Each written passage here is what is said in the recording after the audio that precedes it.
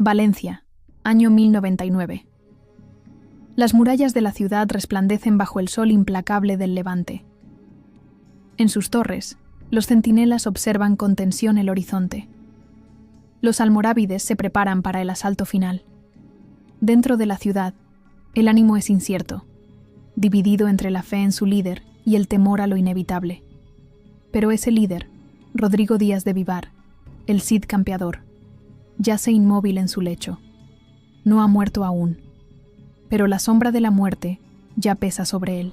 En ese momento límite, cuando los tambores de guerra resuenan en los campos de Al-Andalus, comienza la última página de una historia que ha oscilado entre la crónica y la leyenda. Desde su juventud en Castilla, Rodrigo forjó su nombre con la espada, primero al servicio del rey, después al margen de él. Fue un caudillo tan temido por sus enemigos como reverenciado por sus hombres. Exiliado, renegado, mercenario, pero también defensor de una ciudad que convirtió en su reino. Valencia fue su premio, pero también su condena.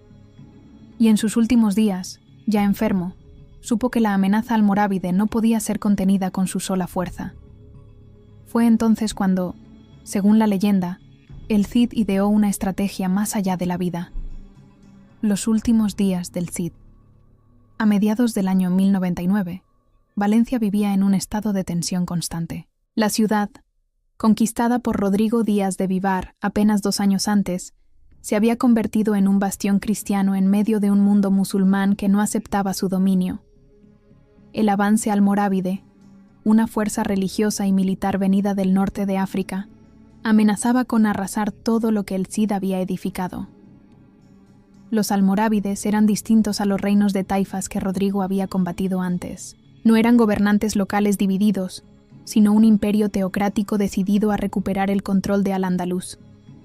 Mientras el cerco se estrechaba, el Cid, que durante años había mostrado una salud de hierro y una voluntad inquebrantable, comenzó a mostrar signos de agotamiento físico.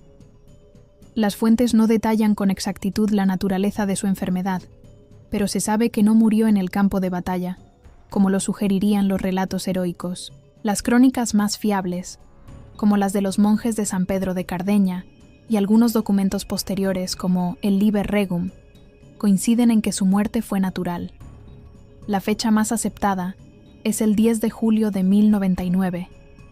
Murió en su lecho, lejos del fragor de las armas, acompañado por su esposa Jimena y algunos de sus fieles caballeros.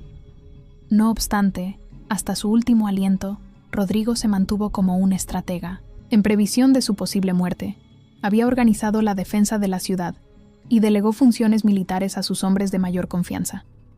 El asedio almorávide era inminente, y el temor a que la ciudad se rindiera tras su fallecimiento era real. Rodrigo, consciente del poder simbólico que su sola presencia ejercía, preparó lo que sería, según la tradición, el acto más audaz de su vida: luchar incluso después de muerto. En contraste con las visiones más racionales, el Cantar de mi Cid, escrito décadas después de su muerte, transforma estos últimos momentos en poesía épica. Allí, el campeador es descrito como un guerrero hasta el final, sin mencionar enfermedad ni desgaste físico. La obra calla la muerte natural y, en su lugar, magnifica la figura del héroe inmortal. Pero la historia real, aunque menos adornada, no es menos fascinante. Un hombre enfermo, en una ciudad cercada, tomó decisiones que permitieron a su gente resistir más allá de su muerte, sembrando así la semilla de una leyenda que aún hoy genera admiración. El vacío que dejó su desaparición fue inmediato. Jimena tomó el mando de Valencia por un tiempo, pero ni su carisma ni su determinación pudieron igualar el peso que tenía el Cid entre cristianos y musulmanes. La ciudad quedó condenada a la pérdida. Pero antes de caer, quedaba aún por cumplir un episodio tan improbable como poderoso: la última carga.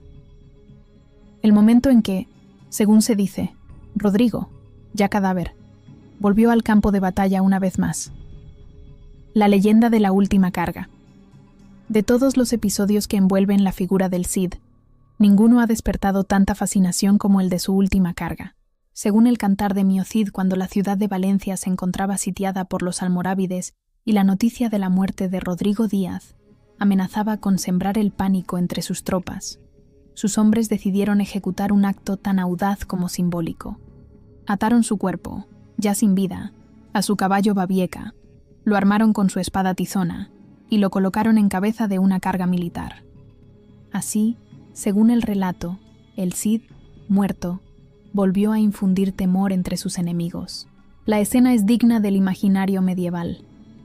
El héroe incorruptible, guiando a los suyos más allá del umbral de la muerte, impasible, majestuoso, imbatible. El impacto psicológico en los almorávides, cuenta la leyenda, fue devastador. Creyendo que el Cid aún vivía y lideraba el ataque, cayeron en el caos y fueron derrotados. Es una imagen tan poderosa que ha sido retomada una y otra vez, desde la literatura hasta el cine, especialmente en la célebre película de 1961 protagonizada por Charlton Heston. Pero, ¿qué hay de cierto en todo esto? Las fuentes históricas más cercanas a los hechos no mencionan ninguna carga post-mortem, ni la historia Roderici, crónica del siglo XII escrita por un autor probablemente contemporáneo al Cid, ni las crónicas árabes como las de Ibn Bassam o Ibn Hayyan hacen alusión a un ataque comandado por un cadáver.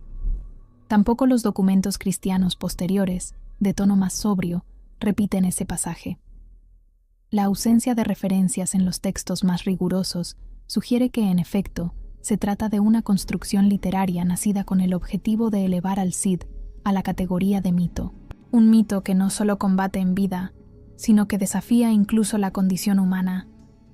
Y sin embargo, aunque el acto como tal probablemente no ocurrió, la idea detrás de él sí tiene un fundamento real. La necesidad de mantener la moral en la ciudad, el deseo de infundir temor al enemigo y la utilización del cuerpo del Cid como símbolo de resistencia. Es posible, aunque no comprobado, que su cadáver fuese mostrado a las tropas propias o enemigas para aparentar que seguía con vida. Algo similar ocurrió siglos después en otras culturas. La muerte de un líder muchas veces se ocultaba temporalmente para mantener el orden o la cohesión militar. Más allá de su veracidad histórica, la última carga del Cid representa el culmen de su transformación simbólica. No es solo un caudillo que vence, es un espíritu indomable que no se rinde ni ante la muerte. La imagen de Babieca cabalgando con su amo inmóvil sobre la silla ha quedado como un icono del heroísmo medieval hispánico. Un acto imposible, pero profundamente revelador de cómo una figura puede trascender su tiempo y su carne para convertirse en leyenda. El Cid en la muerte. Mito versus realidad.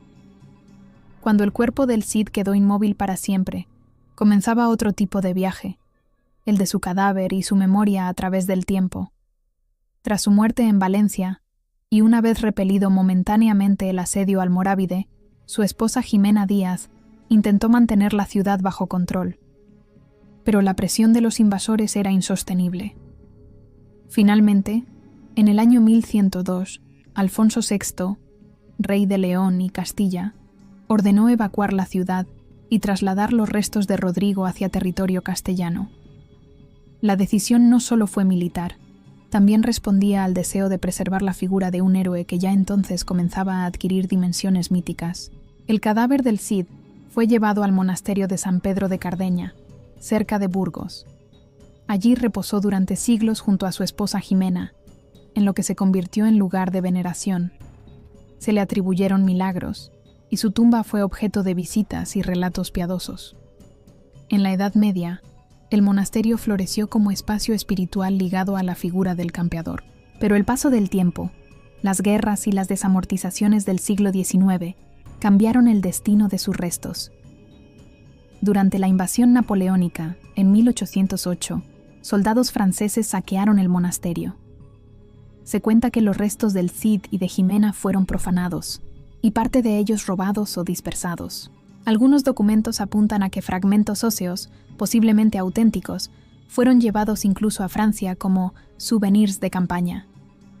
No fue hasta 1921, durante el gobierno de Alfonso XIII, que los restos reconocidos del Cid y de su esposa fueron trasladados solemnemente a la Catedral de Burgos, donde reposan actualmente bajo una sencilla lápida de piedra en el centro del crucero. La autenticidad de esos restos ha sido objeto de debate.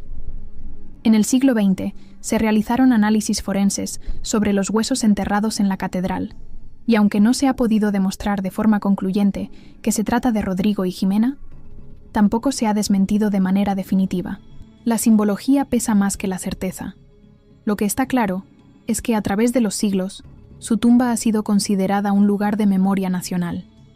Incluso hoy, flores frescas y estandartes aparecen ocasionalmente en torno a esa piedra desnuda, donde apenas se lee Rodrigo Díaz de Vivar, el Cid y Doña Jimena. Legado del Cid, de héroe a símbolo. Rodrigo Díaz de Vivar no solo fue un guerrero formidable o un líder astuto. Con el paso del tiempo, se transformó en algo mucho más duradero, un símbolo. Su figura atravesó las fronteras del tiempo para instalarse en el imaginario colectivo como el ideal del caballero español. Pero ese símbolo no fue creado únicamente por sus hazañas, sino también por quienes contaron su historia, adaptándola a las necesidades y valores de cada época. Desde el siglo XII, el Cantar de Mio Cid dio forma literaria a su leyenda. Este poema, escrito en un castellano primitivo y vibrante, presenta a un Cid noble, leal y casi impecable. Su tono épico y emotivo moldeó la percepción popular del campeador durante siglos, mucho más que cualquier crónica oficial. A través de sus versos, el Cid se convirtió en el defensor de la honra, el padre de familia ejemplar y el guerrero invicto, un espejo en el que se proyectó el ideal caballeresco medieval. Sin embargo, la figura histórica fue mucho más compleja. Un hombre que sirvió tanto a reyes cristianos como a gobernantes musulmanes, que defendió ciudades por lealtad, pero también por conveniencia, y que actuó con pragmatismo político en una tierra fragmentada por la guerra y las alianzas cambiantes. Durante el Siglo de Oro, el Cid fue reinterpretado por autores como Guillén de Castro y más tarde por Pierre Corneille en Francia, quienes adaptaron su historia a los códigos del honor barroco. En el siglo XIX, los románticos lo recuperaron como emblema nacional, símbolo de un pasado glorioso frente a un presente convulso. Fue entonces cuando se consolidó su imagen como defensor de la cristiandad y de la patria, aun cuando estos conceptos no respondían del todo al contexto medieval en el que vivió. El siglo XX, con el auge del cine y la televisión, volvió a llevar al Cid a la arena cultural. En 1961, Hollywood inmortalizó su figura en la superproducción El Cid, con Charlton Heston en el papel protagonista. Aunque repleta de licencias históricas, la película reforzó ante el mundo la idea de un héroe noble, justo y valiente, un caballero sin mancha que moría por su país. Esa imagen, si bien distorsionada, dio nueva vida al mito y lo convirtió en referencia visual para millones. Rodrigo Díaz de Vivar murió, pero su leyenda nunca fue enterrada. Sigue cabalgando en la memoria colectiva, entre la historia documentada y el mito que se niega a desaparecer. Fue un hombre de su tiempo, con las virtudes y sombras de una era en la que la frontera entre el deber, la ambición y la fe era tan difusa como el polvo de los caminos de Castilla. En vida, dominó la espada. En muerte, se adueñó del símbolo.